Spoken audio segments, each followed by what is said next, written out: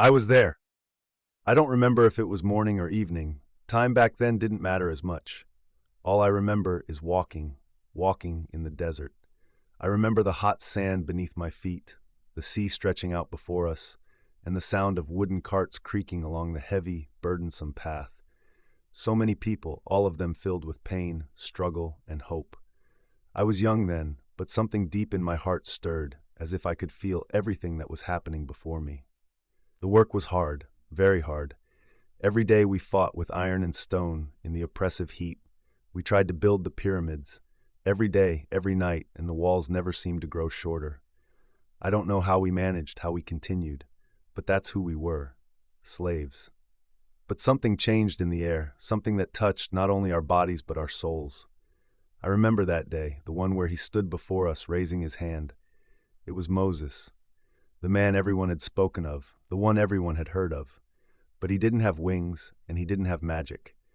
He only had a voice, a strong, clear voice that broke through the silence like a storm.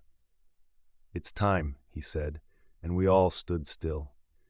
He spoke of freedom, of another world, a world where we were no longer slaves, where we no longer had to serve Egypt. Some people laughed, some dared to ask how this could be. Moses didn't answer them immediately. He just kept speaking to us, guiding us to look around at the world we were in and see Egypt in its grasp, a puppet of sand played in the great hands of God. And then came the plagues. Every plague that struck Egypt, I felt it in the depths of my soul. There was no place where I didn't feel the earth shaking.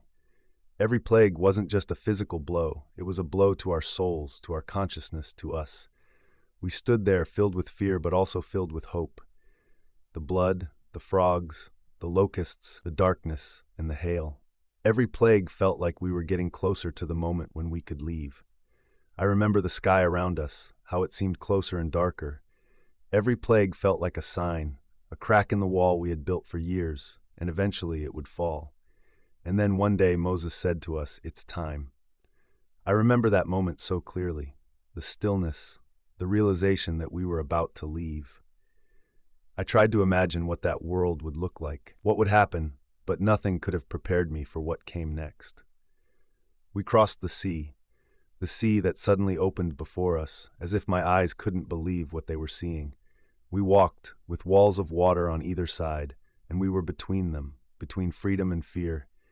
It was a moment that can never be forgotten, like stepping into the sea, into a place where everything was possible.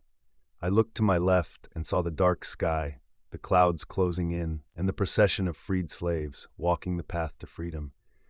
I didn't think much about the journey. I was just walking. It wasn't the journey itself, but the moment of liberation that mattered.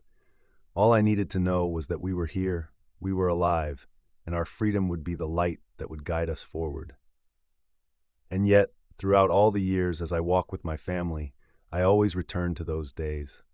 Sometimes I ask myself how I managed to stand through it all. How we managed.